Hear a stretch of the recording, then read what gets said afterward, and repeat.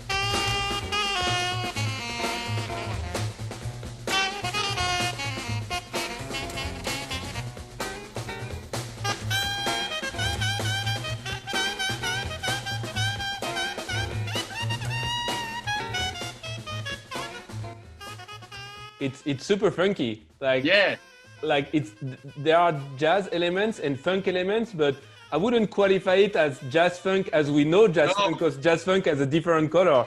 But it is jazz funk. It is jazz and funk. You know. Exactly. You know what I mean? Yeah, it's really special mix. Yeah. Very interesting. When you found this record in that like crazy lot, did you know about it already, or you picked it? That's the magic of digging, you know. I didn't know about this record, and I'm quite happy because without any, I don't want to say, that's me who discovered that record, but I make it discovered to a lot of people. So and now it's more common, because before this lot, it was like maybe 2 or 3 people in Paris knew about it, and in the world it's really rare.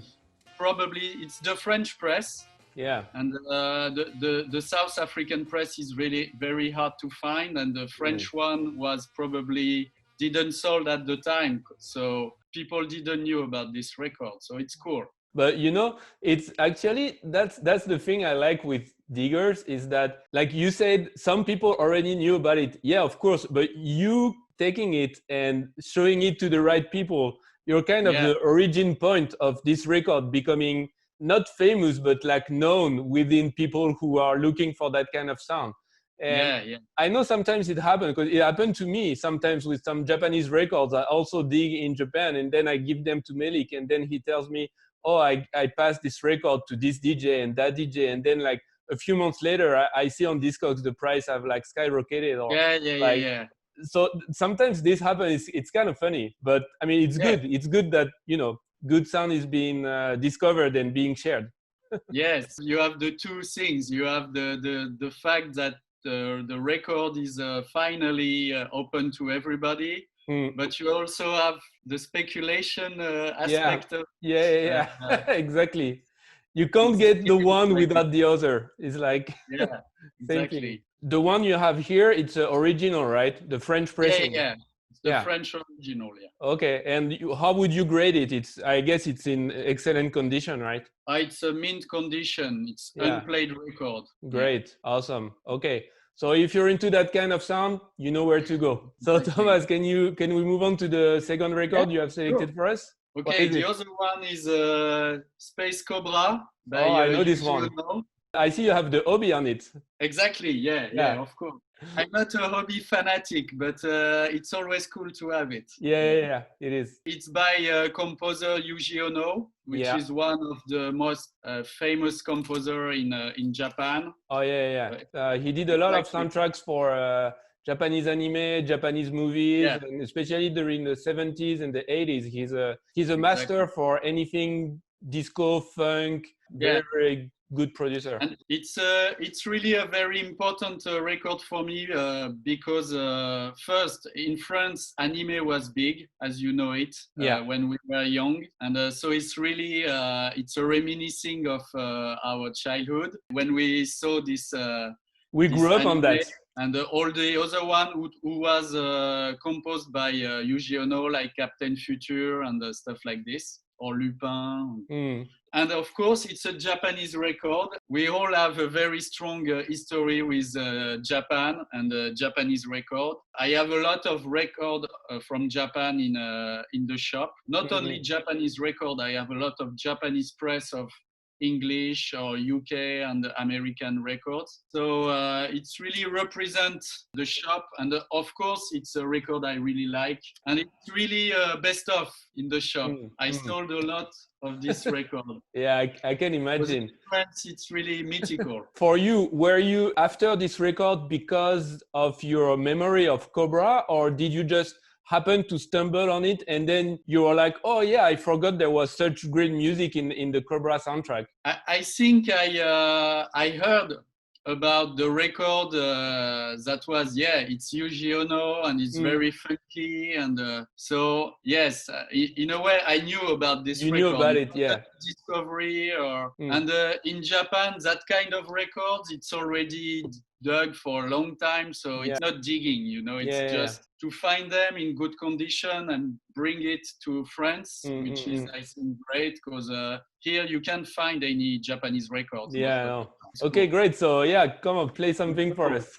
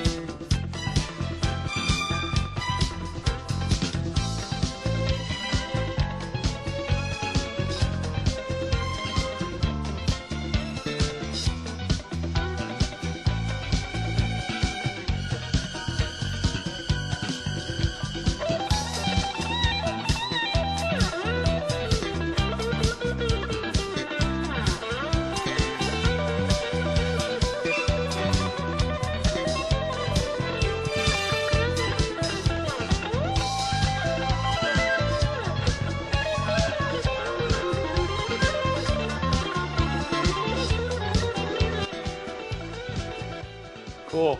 That's a very high tempo track, like super energetic. Yeah. You have more laid back stuff, and it's really like very Yuji Ohno-ish in a way that I think he really likes to work with the strong string section. You know, yes, you always exactly. have. It's really his touch, you know, the strings, but this kind of strings, you always recognize his style. Yeah, exactly. Great. So maybe we can move on to the third one. Yeah. The third one is Philopsis by Jacky Giordano. It's a sound library, so it was a record made for television or cinema. Mm-hmm. So it wasn't in the record shop.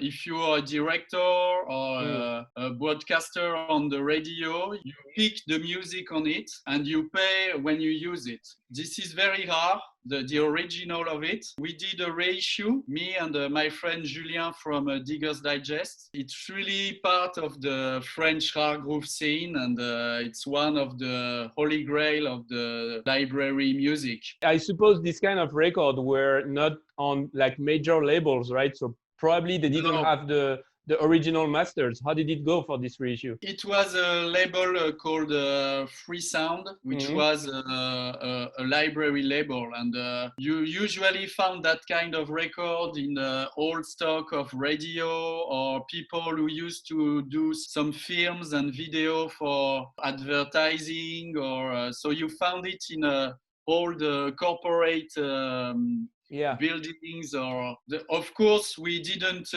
do the reissue by the tape, because the tape are probably destroyed or disappeared. We didn't have any access to one of the people who did the record. They are all dead, like Jacky Giordano, or you can find them. So but we did officially by the label who bought the right for it.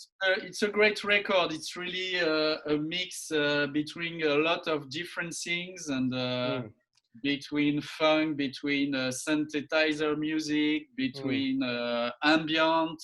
It's funny because the story of the record, it kind of reminds me a little bit about some of the most sought after Japanese records, like ambient stuff, who were made during the 80s for constructions companies. You know, like some of the records by Hiroshi Yoshimura, they were used to introduce new real estates. Or sometimes also they were used for museum exhibition as a background soundtrack. So it's not the kind of record you would like go to a Tower Records and buy it. No, it's not in the crates. It's only professional people who would own it. So those kind of records are really, really, really rare. But sometimes they're also very, very, very good. And so they become very, very, very expensive. Yeah. But what's interesting in this kind of record is that people didn't have any commercial pressure, you know? Yeah, exactly. People told them, okay, do what you want in your lab, in your studio, and you can experiment all the keyboards you want and do everything you want. Yeah. You don't need to attract all the youth or all the... Exactly. So it's really interesting. Yeah. Okay. So please play it for us.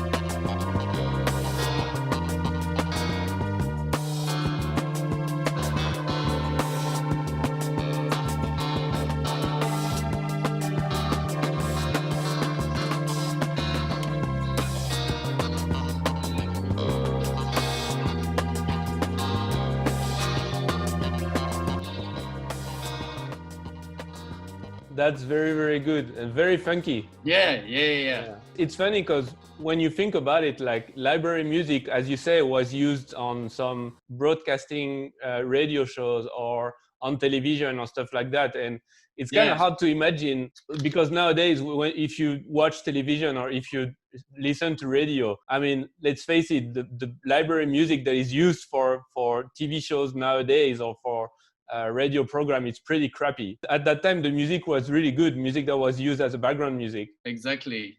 Which is funny, as they used to do some kind of description of the track in the library music records. And this one is very good drum overture, good rhythm, beat, esoteric melody. That's great. It's like they're selling their own tracks, you know. So how did you first discover this record? I don't know if I can remember because, you know, it's when you begin to dig into library music, it's like the Russian puppets, exactly. Start with a label and then you discover the name of the artist. So it brings you to another label, and there's a lot of crap in the library music universe, but you have some crazy gems. Records. Well, you know, it's like when you dig for gold or diamond, you're gonna get like shit 99% of the time, but then the 1% is a nice nugget of gold or a nice diamond. So exactly. So I found this one maybe a couple of times. So it's really hard, but I can't remember where I found it at first. Do you have other reissues on the way? Are you working on other reissue projects?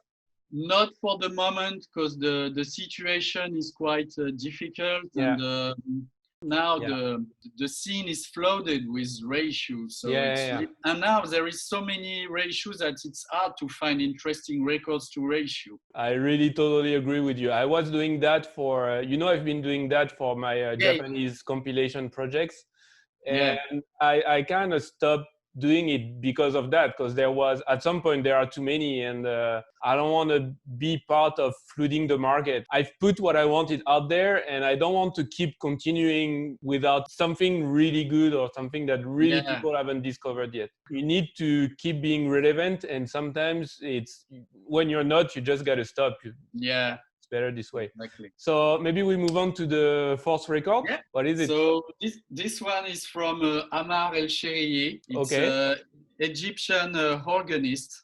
In this record, he plays the music of Abdelali Mafez, which is one of the most famous Egyptian singer. But it's an instrumental record. It's from the 70s. I don't know exactly, but probably from 75 or something like this. There is great sample material. And I also picked this record because I just bought a very large collection of Arabic music. So it represents what I am, which is a record digger for... If I find a collection of Arabic music, I'm very happy to make it discover to a lot of people who don't know it. And there is this kind of records which is very good. So. And I'm not knowledgeable in that field, but I know some of my friends told me that there is actually a pretty strong scene for rare group stuff from Arabic countries like Lebanon, for instance, or Egypt. Exactly. Most of these records were made in Egypt or Lebanon. And you also have now all this flourished scene about Rai, more 80s stuff. This collection is more like 70s, but you have crazy stuff from the 80s as well. I think in France we're lucky to have that relationship with North Africa, because we've had a lot of music coming from Mediterranean area, and we've been open to that kind of music. But in the rest of the world, where there is not that kind of connection, they don't know about it so much. So it's good to have it discovered. What's interesting in Paris is you had a lot of diasporas. It's really one of the best places in the world, maybe with Montreal and New York and maybe London, for the diversity of the music you can find. So totally agree. Okay, I put the Yeah. track. As you said, I really like, sample music and stuff like this. So this one is really a great loop as well, but it's a great track with funkiness.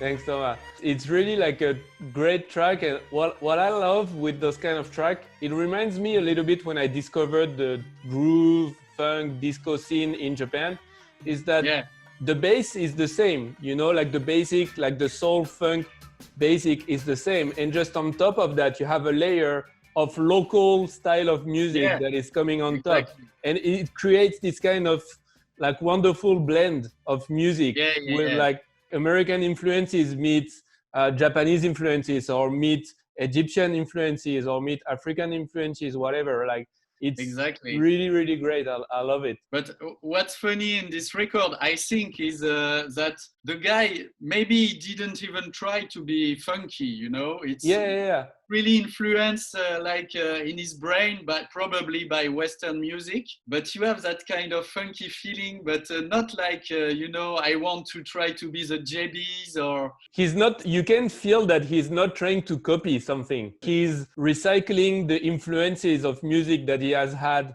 over the past years, probably. The guy who owned this record, I don't think he were interested in funky music. Because he liked a lot Abdel Halim Hafez, so he wrote all the records by him. I see. But he was probably disappointed by this record because it was too strange for him. Good thing is the record is very clean because he probably didn't listen it a lot. Good one. Okay, cool. So those records are on sale at the shop. Do you also have online platform for selling those records? I have a website called lessonrecordstore.com, and I'm on Discogs and eBay. To be honest, I really try to sell at the shop. But you can follow me on the social media like Instagram, Facebook, and Facebook. I try to post as many records I can on social media, so people from the other countries can drop me a message, and I can, of course, send the records everywhere in the world. The main idea is to create this place. I'm here to people to go to this place and discover it. I know it's quite old in a way, but I think it's part of the experience, it's that's why also people like records, because there is an object that you can pass on to someone and you have an interaction with the person and you can share something. You have a sharing moment. Buying a record on the internet, it's very impersonal, Of course, it's really important because not everybody can go to France or Paris, so it's kind of a mix of the two. So, but I really want people to go through the shop, at least in the social media, and then contact them in a more real way, you know. So, as you say, Discogs, it's like a speculation place. It's not very interesting to sell records. It's convenient, but you're losing something. You're losing the emotional side of it, and that's a bit of a shame. So we'll have the shop page listed on myrecorddealer.com, as well as all the records that have been introduced today by Thomas. So if you want to find them, you can go to myrecorddealer.com and check them out. Or better yet, you can go to Thomas' shop and visit him directly. I think that's always the best choice here. So yeah, thank you, Thomas, for presenting those records today. And I hope we can do that again in the future and you'll introduce new records to us. Yeah, for sure. Okay, great. Always welcome to this. Yeah. Wonderful. So see you soon. Bye-bye. See you. Bye.